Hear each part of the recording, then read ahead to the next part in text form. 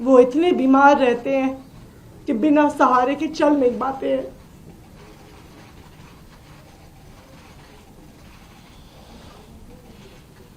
देखिए, election announce होने के बाद भी करीब 10 दिन तक वोटर एडिशन डिलीशन की प्रक्रिया चलती है। हमारी ये मांग है कि जो नई दिल्ली में एक बहुत बड़ा घोटाला सामने आया है, सबसे पहले उस पे इन्वेस्टिगेशन होना जरूरी है। एक बहुत बड़े स्केल पे फ्रॉड हो रहा है। हर व्यक्ति जो ऑब्जेक्टर्स की हियरिंग पे आया है, हर व्यक्ति कह रहा है, 100% लोग कह रहे हैं जी मैंने नहीं भरा। ये बिल्कुल वही है, ये घोस्ट ऑब्जेक्टर्स हैं। तो इनके नाम पे फॉर्म कौन भर रहा है, क्यों भर रहा है, किस आईपी एड्रेस से भरे गए, किस साइबर कैफे से, किस कंप्यूटर से भरे गए, इसकी जांच होना जरूरी है। दूसरी बात, जब तक ये जांच नहीं होती है, इन ऑब्जेक्टर्स की ऑब्जेक्शन के आधार पर इस पूरी प्रक्रिया पर रोक लगाई जाए। बिकॉज ये बिल्कुल साफ है कि अगर आप 1 लाख वोटर्स की विधानसभा में 6% वोट काट दें और 10% वोट जोड़ दें, ये तो पूरे चुनाव के गणित को ही उलटफेर कर देगा।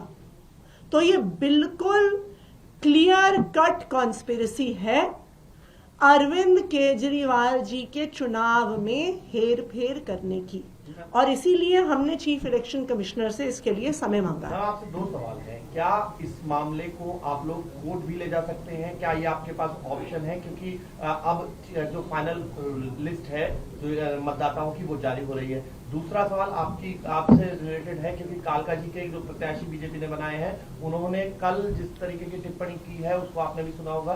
किस तरीके से आप उसे देखते हैं और क्या आपकी प्रतिक्रिया है? देखिए, जो आपका पहला सवाल है कोर्ट को लेके, हम सबसे पहले इलेक्शन कमीशन के पास जाएंगे। कुछ दिन पहले इस वोटर डिलीशन के मुद्दे को लेके हम चीफ इलेक्शन कमिश्नर से भी मिले थे और बहुत पॉजिटिव रिस्पांस सीईसी का, चीफ इलेक्शन कमिश्नर का रहा था। और उन्होंने उसके बाद ये आदेश पारित किए थे कि किसी भी वोटर डिलीशन की जब फील्ड वेरिफिकेशन होती है तो सब पार्टी के प्रतिनिधियों को बताया जाएगा और वो चुनाव अधिकारियों के साथ इंस्पेक्शन के लिए जाएंगे। उन्होंने दूसरा भी एक आदेश पारित किया था कि अगर किसी भी बूथ से 2% से ज्यादा वोट काटे जा रहे हों, या अगर कोई एक व्यक्ति 5 से ज्यादा ऑब्जेक्शन लगा रहा हो, तो जो भी ईआरओ है वो खुद जाकर पर्सनली उसको फिजिकली वेरीफाई करेगा। तो हम चीफ इलेक्शन कमिश्नर के जो इंटरवेंशंस थे उनसे बहुत संतुष्ट थे, क्योंकि उन्होंने भी लोकतंत्र को बचाने के लिए आदेश दिए। अभी भी हमने उनसे समय मांगा है कि हम उनको इस पूरे वोटर घोटाले के बारे में बताएंगे, और हमें उम्मीद है कि कोर्ट जाने की जरूरत नहीं पड़ेगी। इलेक्शन कमीशन द्वारा ही इस इन्वेस्टिगेशन को शुरू किया जाएगा। ये दूसरा सवाल रमेश बिधूड़ी के बयान पे आपका। मैं रमेश बिधूड़ी जी को कहना चाहूंगी, मेरे पिताजी जिंदगी भर शिक्षक रहे। उन्होंने दिल्ली के हजारों गरीब लोअर मिडिल क्लास परिवार से आने वाले बच्चों को पढ़ाया। आज वो 80 साल के हो गए हैं।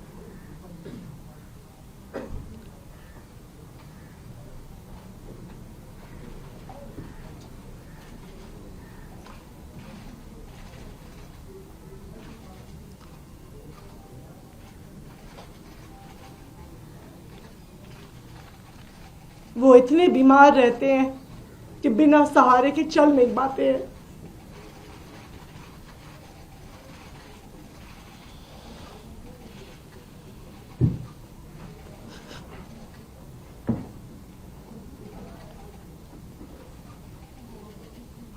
आप चुनाव के लिए इतनी घटिया हरकत करेंगे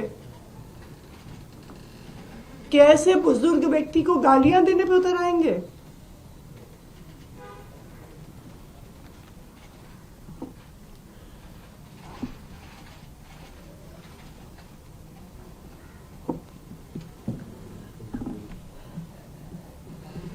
इस देश की राजनीति इतने घटिया स्तर पर गिर सकती है, मैं कभी सोच नहीं सकती थी।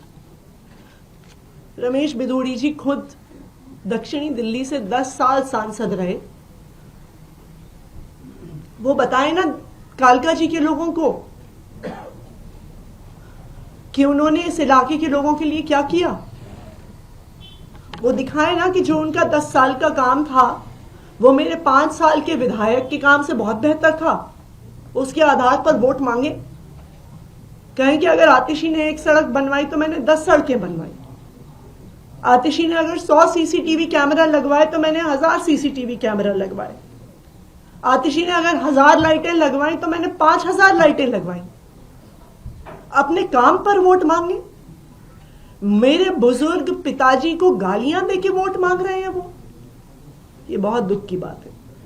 राघव जी, आपने 2 बातें कही। एक, आपने तफसील से बताया कि आपने 4-5 ऑप्शन दिए थे चुनाव आयोग को, उन्होंने एक भी नहीं माना।